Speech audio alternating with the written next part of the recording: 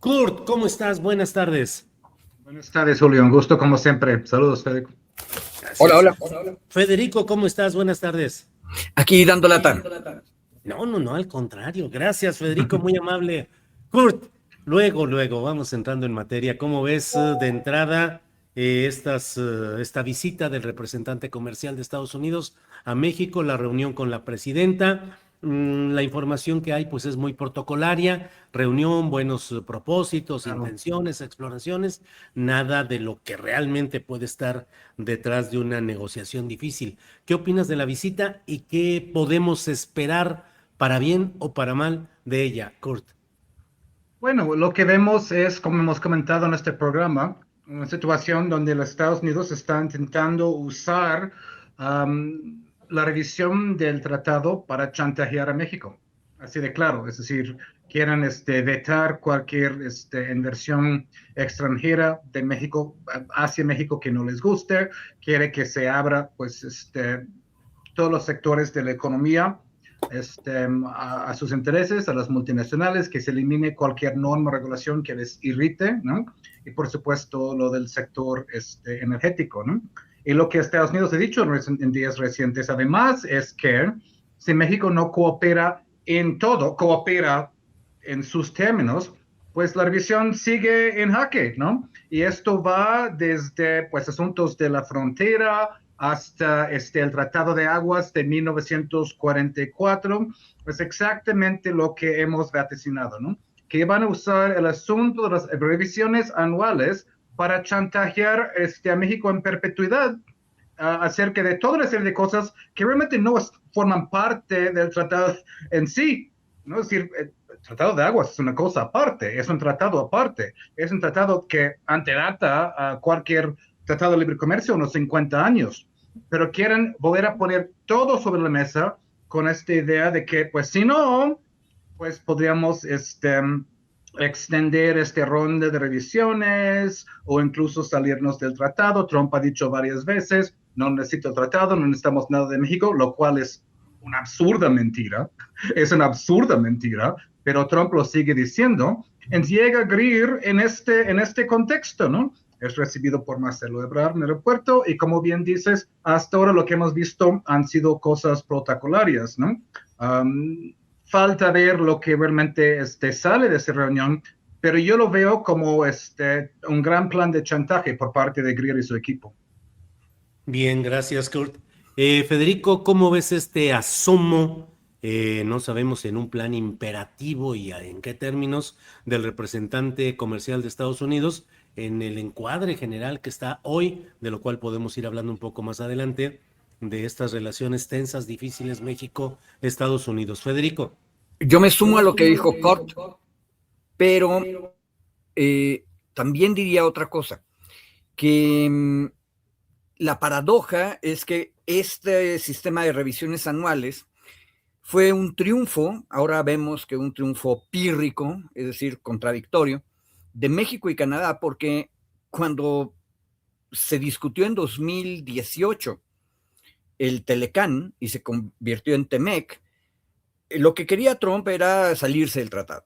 Y entonces se logró que quedara el tratado, pero se le pusieron estas nuevas reglas y en realidad la revisión anual era una salida de emergencia en caso de que Estados Unidos se pusiera necio.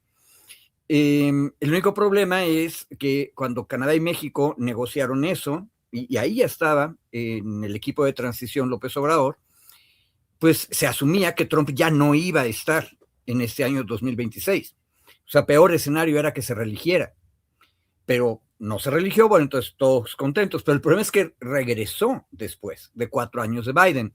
Y entonces lo tenemos aquí aprovechándose de lo que se había diseñado como una salida. Y yo creo que esto vale la pena recordarlo porque cualquier cosa que hagan México y Canadá en esta materia tiene que verse siempre con la posibilidad de que cambien las circunstancias del entorno internacional. No es altamente probable que Trump vaya a seguir ahí. De hecho, biológicamente sería muy difícil porque ya es una persona muy grande, pero trumpistas peores que Trump hay. Bien, gracias, Federico. Kurt, ¿cómo definirías el momento que se está viviendo? Así, si tuviéramos ahorita el reloj en este momento, momentos tensos, difíciles, preocupantes, continuidad de una historia ya conocida, ya más o menos está elaborado, muy hecho el guioncito de lo que estamos viendo. Es decir, te lo pregunto también por una profusión de hechos de violencia últimamente en diferentes lugares, un ambiente difícil después del Mundial de Fútbol. ¿Cuál sería tu lectura del reloj político y social de este momento, Kurt? Sí, momentos tensos, sin duda, ¿no? Y para un poco cerrar el tema del tratado, ¿no? Lo que tengo No, aquí les encanta ver a una los gatos. una invitada para que sea tres, que sean tres en la mesa, ¿no? Sí.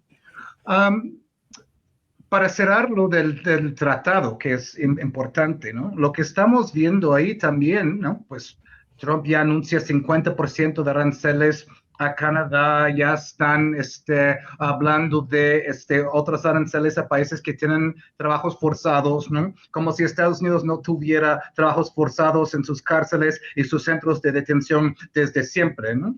Todo esto con el afán de seguir recaudando fondos ante pues enorme déficit y deuda de los Estados Unidos, esta guerra sin fin en Irán. Es decir, el gobierno de Trump está urgido de sacar más fondos para su guerra sin fin. Este era el presidente que iba a ser el presidente de paz, el presidente que iba a terminar con los conflictos, terminar con las guerras y demás. Pues no, ¿no? Están gastando unos 60 mil millones de dólares al mes en Irán. Entonces, por ahí, pues, urgencia en encontrar cualquier pretexto de aplicar nuevos aranceles, aunque su pretexto original fue desechado por la Suprema Corte. Porque la Suprema Corte dijo, pues, esto supuestamente es un poder de emergencia, no hay una emergencia como tal, esto si no es, pues, poder del Congreso de Estados Unidos. No están buscando otras vías legales para eso, ¿no? Entonces, en este sentido, pues, hay tensión. En el contexto mundial igual, ¿no? Pues lo de Irán está otra vez en un 5 o 6 de escalada ahí, según esta famosa escalera de la escalada ahí, y en cualquier momento podría desencadenarse otra vez, pues ataques brutales por parte de Estados Unidos que podrían tumbar la economía global por completo. Tenemos los dos estrechos ahí cerrados, uno por Irán, el otro por Yemen.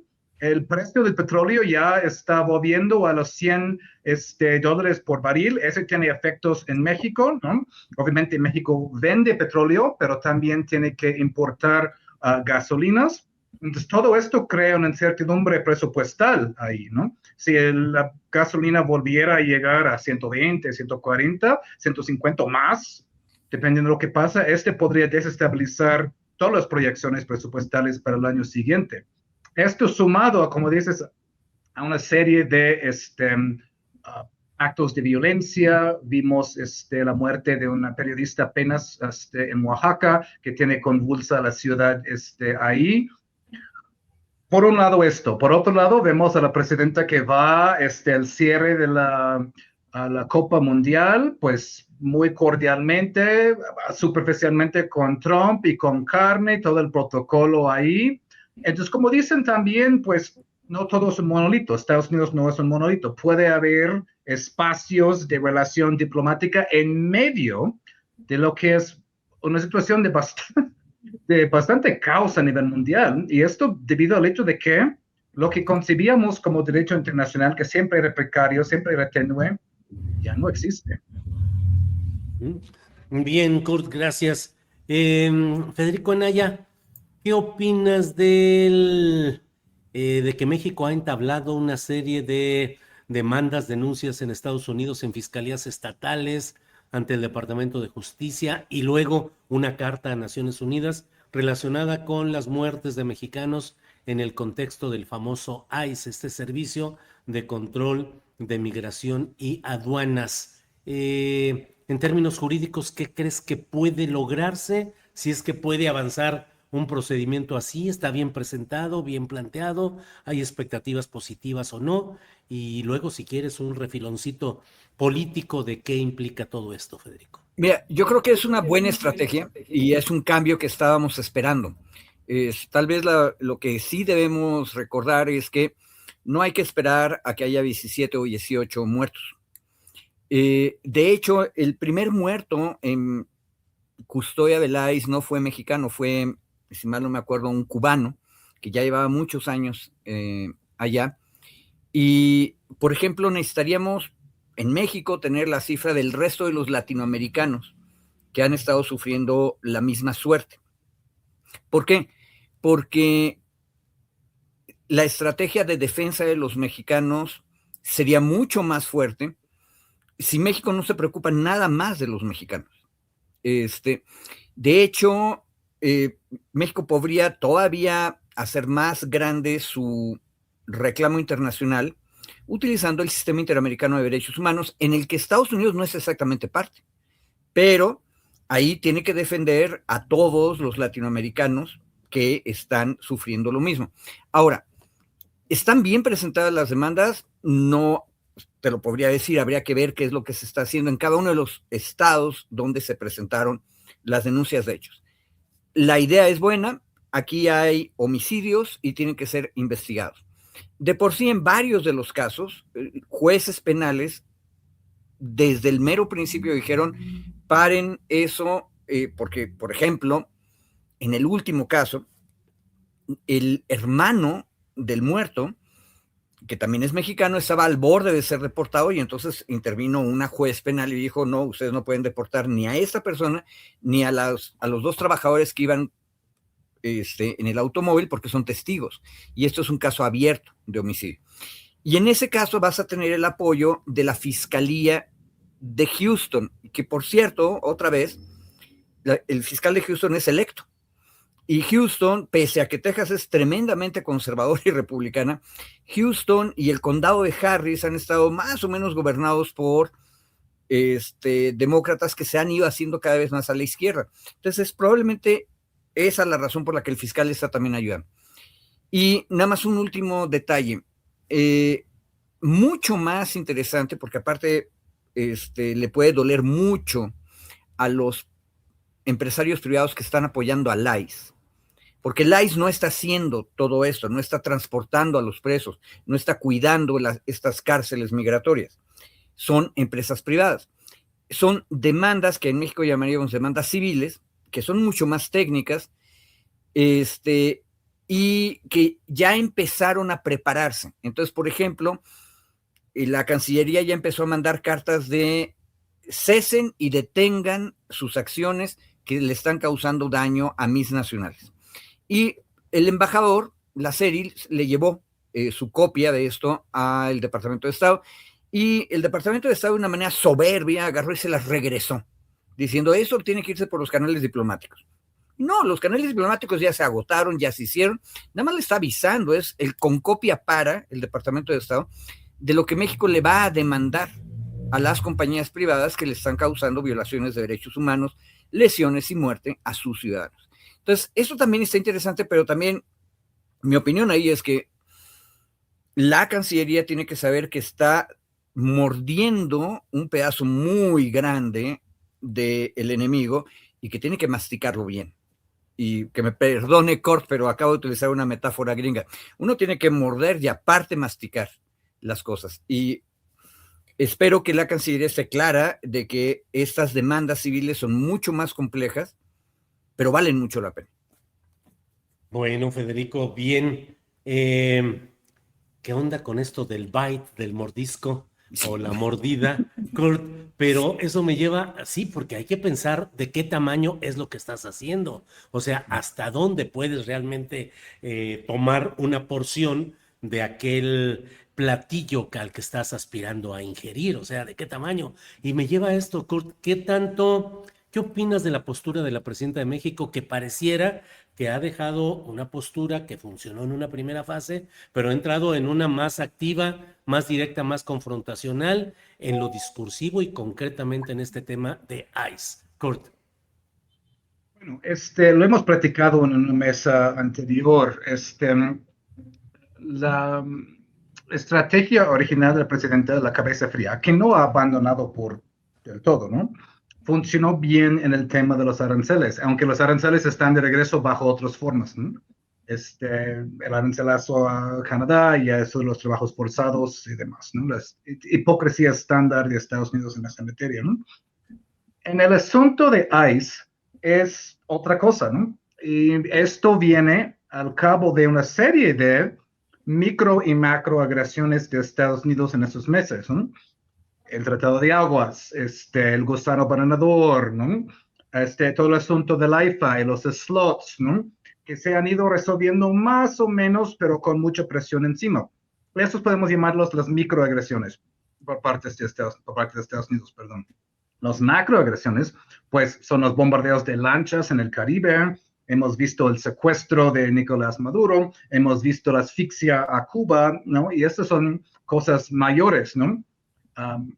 Y estas son cosas que ha tenido que intentar sortear, intentando mantener la relación. Ahí es otra cosa. No es una de las microagresiones, que tampoco son tan micro, pero en términos relativos, como el gusano bananador, tratado de aguas, slots en el IFA, ¿no? Tampoco es uno de estos Venezuela, Cuba, más, ¿no? Es algo que afecta a ciudadanos mexicanos y obviamente de otros países dentro de la jurisdicción de Estados Unidos.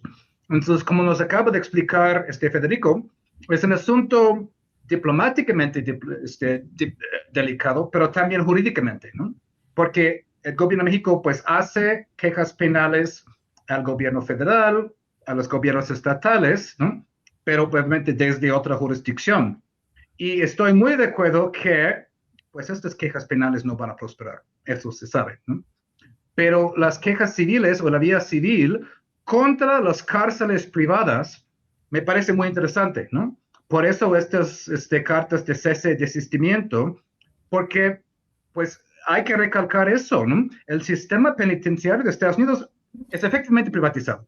Es decir, hay cárceles públicas, pero pues está gran parte de todo el sistema penitenciario, que es un gran negocio, está en manos de empresas como GEO Group, Core Civic y demás. Entonces, ahí hay fundamentos para una demanda civil, pasando por la carta de cese de desistimiento que van a ignorar, van a hacer caso omiso, pero esto pues crea las condiciones para demandas posteriores. Pues hay que verlo así, porque el asunto de ICE, después de lo de Minneapolis, vimos una baja de tensiones muy temporal. Esto ya se acabó. Ya ahí se está matando a mexicanos a quemarropa a plena luz del día. Y no solo, colombianos también. Podemos hablar posteriormente tal vez del caso de Renzo Salgado, también el caso del mexicano en San Agustín, Florida, parece que estaba ahí incluso de turista. Se fue corriendo porque pues estaba siendo agredido. No sabes quiénes son esas personas porque no tienen uniformes, no se identifican. Están ahí como ladrones o secuestradores. Se fue corriendo y le atropelló un tráiler. El caso de Maine, espantoso, pues mataron al ciudadano colombiano frente a su hijo, frente a su esposa. Es decir, son cosas tan espeluznantes que no podemos normalizarlo en el día a día solamente porque están pasando ahora tan seguido, casi diario, que están entrando en centros de trabajo, están entrando, allanando casas, en violación de la cuarta enmienda, están yendo al Home Depot, están haciendo redadas en las calles, luego dijeron que van a detener las redadas un tiempo, pero Trump dijo, no, hay que regresar esos. ¿Qué puede hacer el gobierno mexicano frente a eso? En medio del contexto del TEMEC y todo esto, es la parte delicada pero necesaria, ¿eh? Gracias, Kurt. Federico Anaya, con Donald Trump, clarito está la abolición virtual del derecho internacional. Le vale olímpicamente gorro al presidente de Estados Unidos el derecho internacional y está demostrado no solo en Venezuela, sino cotidianamente.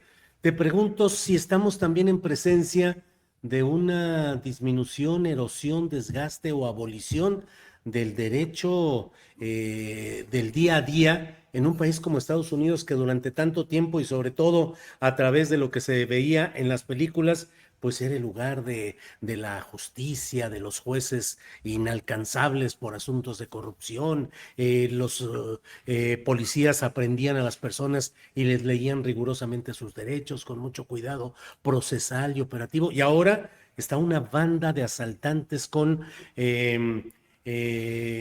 charola oculta de ser de ICE, cometiendo ataques como de bandas fascistoides en las calles de Estados Unidos. Ese ejemplo y esa daño, abolición, disminución del respeto al Estado de Derecho, ¿se va a trasladar aún más a nuestros países, Federico? De hecho, la guerra que declararon los trumpistas a los pueblos es general. O sea, la crueldad es su bandera y obviamente deshacen el derecho internacional.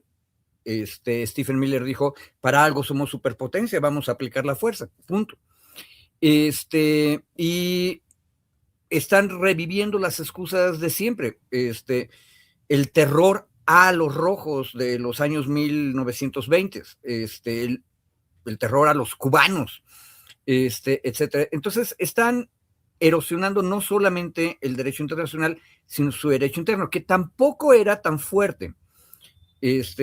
Hay que recordarlo. Yo creo que, por cierto, recomendación de series, por ahí, no me acuerdo si en cuál de los streamings está dando la vuelta, pero hay una serie más o menos moderna de Billy the Kid, que por cierto, Billy the Kid era un irlandés que vivía en Nuevo México y que tuvo aventuras en Nuevo México y en Chihuahua en el siglo XIX, y es en realidad un bandolero social. Y esta versión de la historia de The Kid es básicamente como en Estados Unidos jamás ha existido un Estado de Derecho que realmente busque la justicia. Lo que hay es grupos de poder fáctico que se apoderan del sistema y lo usan en su beneficio para aumentar sus ganancias. Y luego hay temporadas en que los pueblos luchan y ganan algunas batallas. Y hay una muy reciente. Vayan a ver para la histórica Billy the Kid, que por cierto terminó mal. Los rebeldes con los que él estaba perdieron todo, pero se convirtieron en leyenda. Pero en Estados Unidos, ustedes se acordarán que en Minneapolis empezó el gran movimiento de la vida de los negros vale igual que todas, porque hubo una persona de origen africano-americano que murió, y se me estoy ahorita olvidando el nombre. Y entonces empieza... Eso, exactamente. Empieza el movimiento, pero lo que yo no había terminado de ver es que el alcalde de Minneapolis, que tuvo que atender ese caso y que tuvo que acusar a sus propios policías por el asesinato de Lloyd, es el alcalde que luego salió a la defensa de sus migrantes cuando el ICE llegó en este año. Entonces, ojo, ahí hay una historia de éxito, pero las historias de éxito, Julio, no son porque el sistema sea intrínsecamente bueno y funcione bien, sino porque los pueblos luchan por eso. Si el alcalde de Minneapolis no hubiera tomado la decisión de castigar a los que habían asesinado a Floyd, no habría habido el apoyo popular al gobierno de Minneapolis y al gobierno de Valls para enfrentar al ICE. Y la cosa hubiera podido descomponerse mucho más. Entonces, Minneapolis y su resistencia exitosa se deben a que antes Minneapolis se dio cuenta que su policía estaba asesinando y se puso del lado de su pueblo y ayudó a que se castigara a los culpables. Pero eso es, yo prefiero ser pesimista, la excepción, no la regla. Y eso tenemos que aprenderlo también acá del lado mexicano. Cada día tenemos que luchar porque el derecho exista y se aplique. Federico, Kurt, ¿qué tanto hay ebullición interna en Estados Unidos ante toda esta serie de cosas tan terribles que se han estado viviendo en esta segunda presidencia de Donald Trump? La posibilidad de organización social y lucha popular abierta está absolutamente apabullada por el poder militar y policíaco de represión que hace que no se manifiesten estas inconformidades, pregunto, Kurt. Bien dice Federico, hay victorias populares en Estados Unidos, pero también comparto en gran medida su pesimismo, que históricamente han sido más la excepción que la regla ahí, ¿no? Por toda una serie de razones históricas, ¿no? Entonces, lo que hemos visto desde el regreso de Trump, y no nos engañemos, desde Biden, desde los gobiernos de ambos partidos, ha sido una serie de vejaciones y violaciones de los derechos humanos, pues, en creciendo, ¿no? Entonces, en Minneapolis, pues, dio un ejemplo, ¿no? De George Floyd, que condujo al, la exitosa,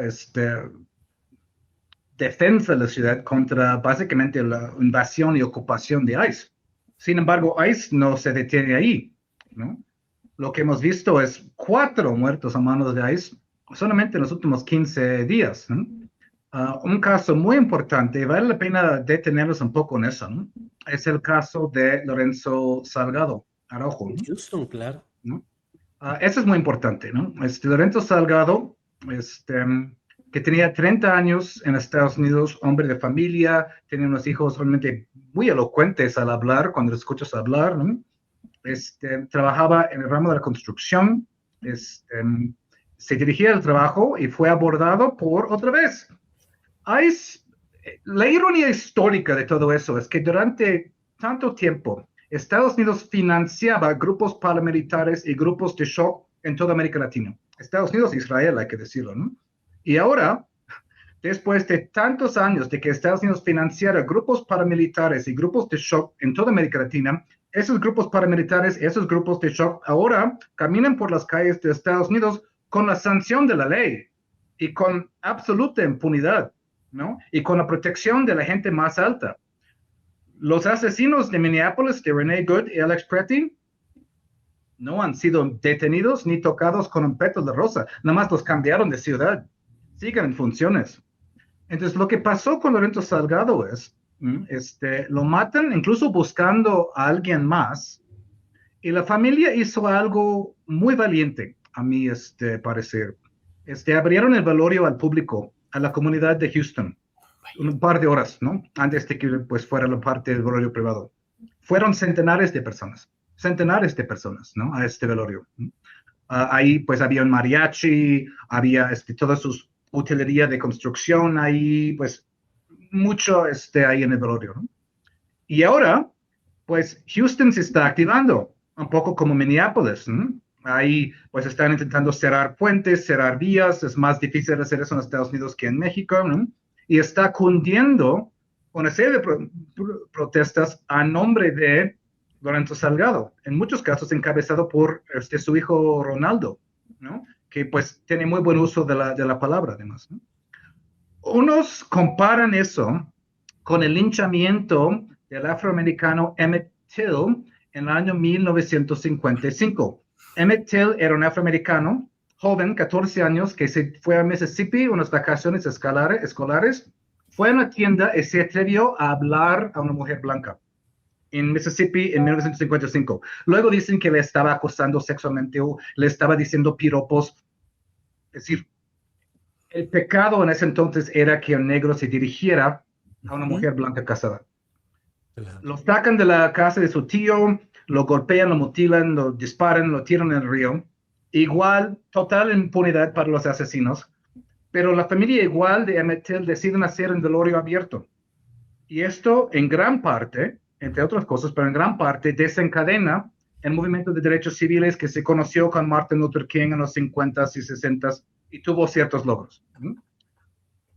Vamos a ver si esto de Lorenzo Salgado pase algo parecido, con muchas cosas en contra, ¿no? En ese entonces eran los slave patrols o las patrullas que tenían la función de ICE en su tiempo en el sur.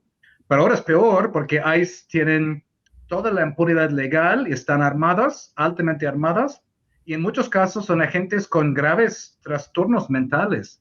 El agente de ICE en Maine que mató al colombiano, ya tenía varias quejas de abuso doméstico contra 2 exparejas, las 2 que han salido a hablar de la prensa de cómo él las maltrataba. ICE está contratando a gente con severos trastornos, les están armando y los están soltando a las calles. Muy preocupante.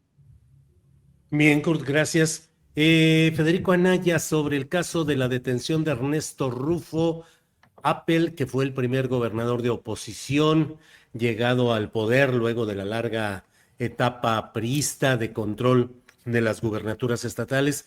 ¿Qué opinas del caso? ¿Qué opinas de la defensa que hacen los opositores, particularmente Somos México, que presenta la biografía política del acusado como una especie de señalamiento de que no puede ser posible que una persona así haya realizado esta serie de delitos, y luego también los señalamientos opositores de que es una cortina de humo para distraer respecto al caso de la actual gobernadora morenista, entre comillas, de Baja California, y que no hay piso parejo porque no se encarcela a otros personajes, Rubén Rochamoya, por ejemplo, entre ellos. ¿Qué opinas, Federico? Bueno, de pronto a la oposición se le está olvidando que también tenemos ahí un par de almirantes contra almirante, no, vicealmirante contra almirante, y un par de tenientes coroneles del ejército que estaban en aduanas, que también están procesados.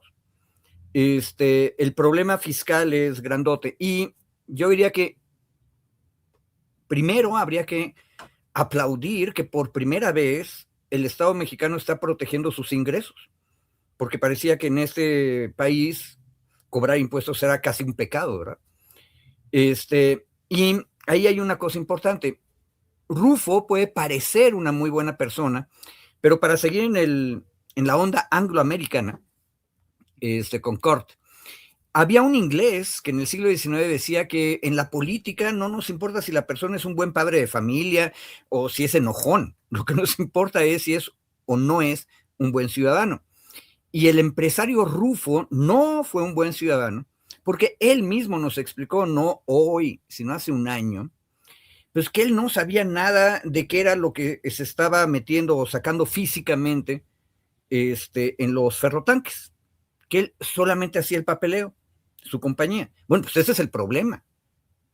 Y el señor Rufo tenía suficiente experiencia como empresario y como fronterizo para saber que en la ida y venida de cualquier tipo de envío a través de las fronteras, por más libre comercio que exista, siempre se tiene que cumplir la regla de si yo manifiesto que en este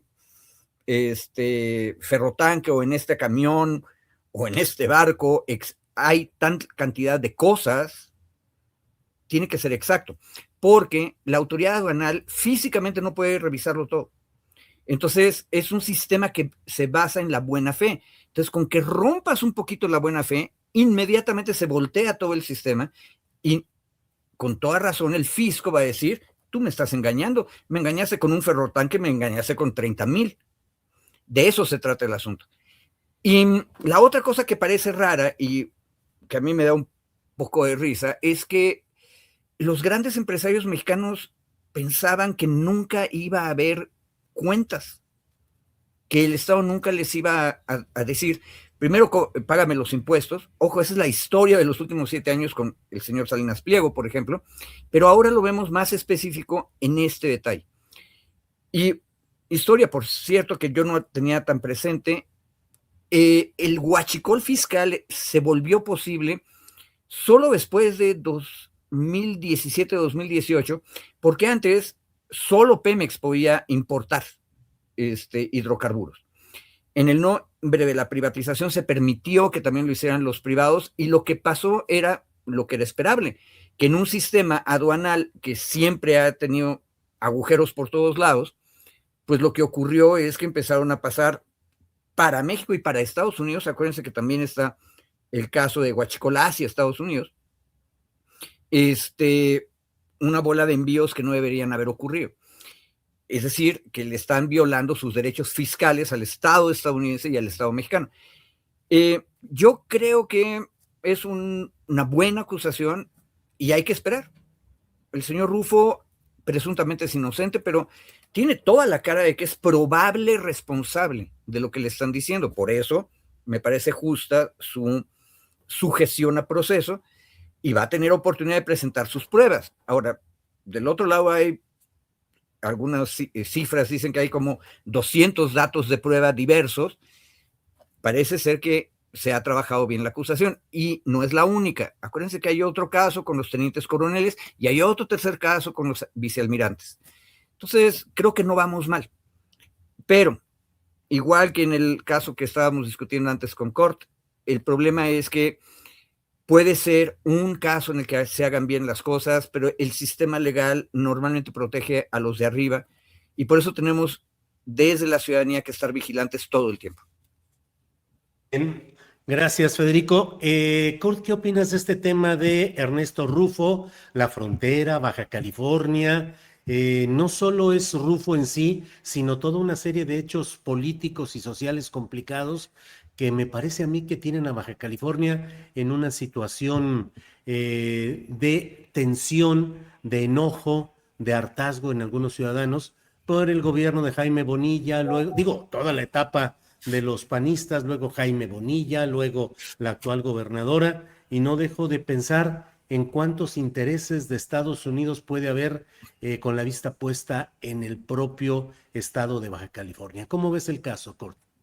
Sí, Julio, yo creo que tú lo dijiste. Lo que vemos en Estados Unidos mostrando mucho interés en el tema de los estados fronterizos. Y creo que no es casual que vemos el caso de la CIA en Chihuahua y vemos ahora el caso penoso, hay que decirlo, de Marina del Pilar, ahí en Baja California, ¿no?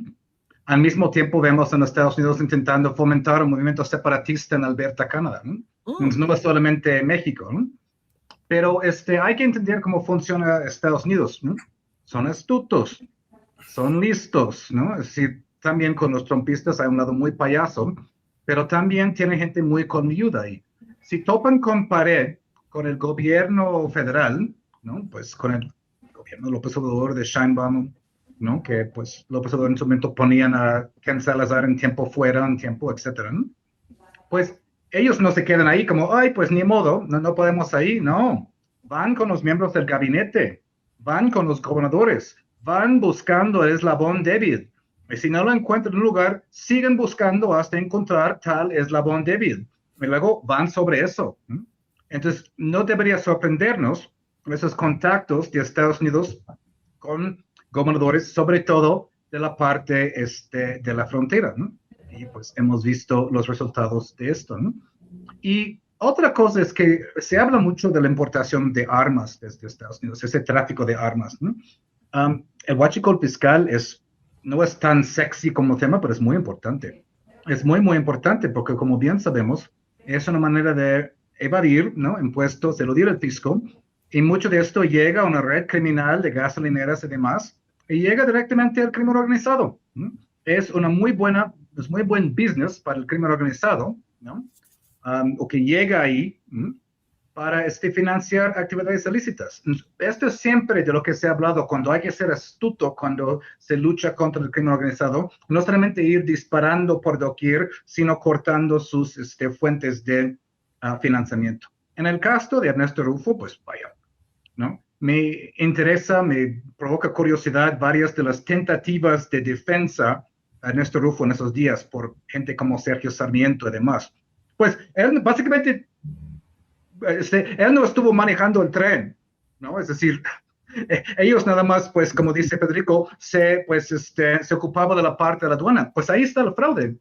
El fraude está en la parte de aduana. Pero hay tanta historial de impunidad entre esta capa de gente que están tan acostumbrados a ese tipo de pretextos, decir, pues él no estuvo involucrado físicamente, no, porque siempre tienen a un pobre ahí, que hace el trabajo sucio físico, y luego los de arriba quedan impunes y caen sobre la persona, el actor físico, no el intelectual, ¿no? Están muy acostumbrados a eso y me interesa que sigan usando estos mismos pretextos, ¿no? Vamos a ver, ¿no? Pues Rufo tiene su derecho de defensa, parece que trabajaron más de un año en el caso, hubo el caso de los ferrotanques incluso abandonados, Incluso hay evidencia bastante contundente, si tienes tanques abandonados incluso, que pueden rastrear de dónde vienen, pero precisamente por eso siguen con el tamborazo en contra de la reforma judicial. Los jueces de acordeón, supuestamente todo eso, y así pueden poner en tela de juicio cualquier juicio que les resulte no favorables, porque pueden decir, bueno, fue por un juez de acordeón, ¿no? Entonces, esta es su manera de intentar poner en cuestión a todos. Pero ojo con Estados Unidos y su estrategia, yo le llamo la estrategia subnacional. Si la puerta está cerrada a nivel federal, van con los gobiernos, van con quien sea y buscan este eslabón débil y muchas veces lo encuentran. Ese es el problema. Bien, gracias, gracias Kurt. Federico y Kurt, llegamos ya al final de esta mesa de dos. Nos queda espacio para postrecito amplio, lo que deseen señalar. Don Federico, ¿qué entraña esa sonrisa de usted? Lo que pasa es que me pasaron un textito de Monsiváis sobre el Mundial de 86.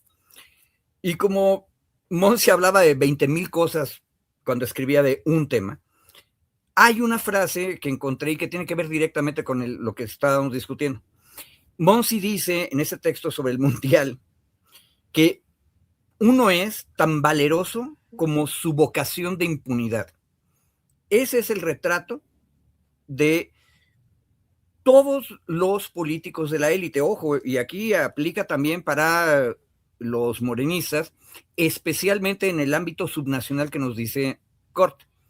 Porque una cosa que Morena y el obradorismo como movimiento nacional todavía no estamos analizando con profunda seriedad, es qué significa que una vez que cambia el poder político a nivel federal, gana Andrés Manuel la presidencia y luego se ratifica en una elección nacional con Claudia Sheinbaum, las élites de los estados, por más que no fueran obradoristas de origen, deciden acomodarse. Y no es la primera vez que pasa. Por cierto, con Rufo, tú ves que gana Rufo en 89, pero el Congreso y los municipios siguen siendo priistas. Pero en 3 años, de pronto el mundo cambió y panista. Y eso, que ya pasó con el PAN en aquel momento, y pasó con Fox, también pasó con Andrés Manuel y el obradorismo. Y ahí hay que recordar a Monsi. Los de arriba, las élites, son tan valerosas como su vocación de impunidad se los permite. Entonces, ¿qué tenemos que combatir? La impunidad. Y por eso necesitamos tener fiscalías robustas y serias, que estén dispuestas a hacer realmente la chamba, aunque sea muy pesada y aunque tengan que pegarle también a los tontos.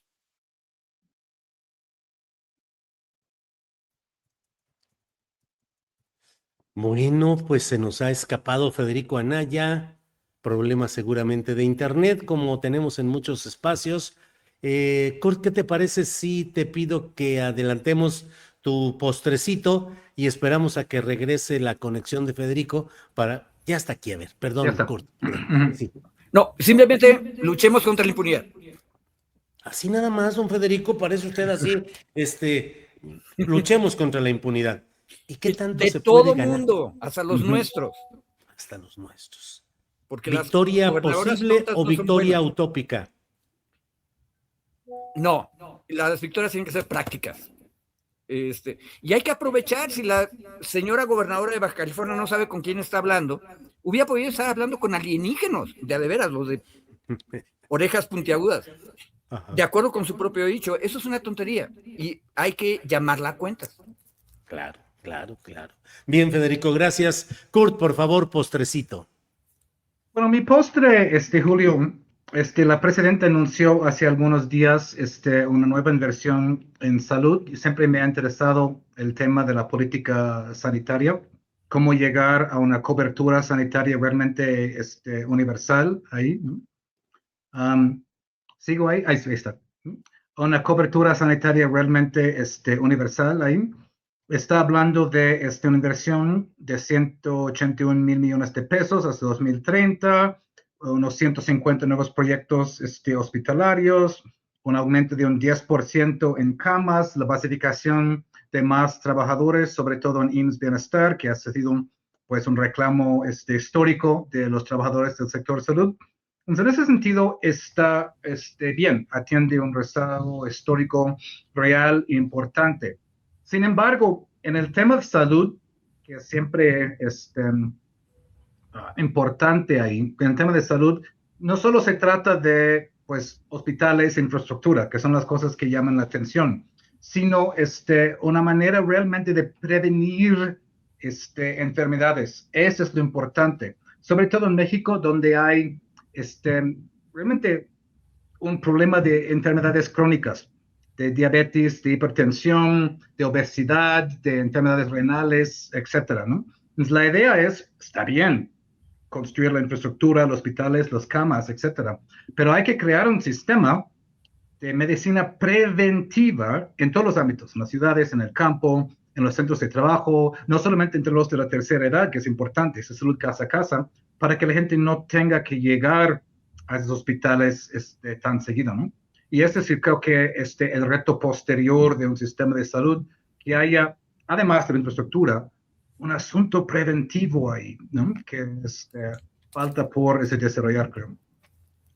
Bien, pues gracias Kurt, gracias Federico.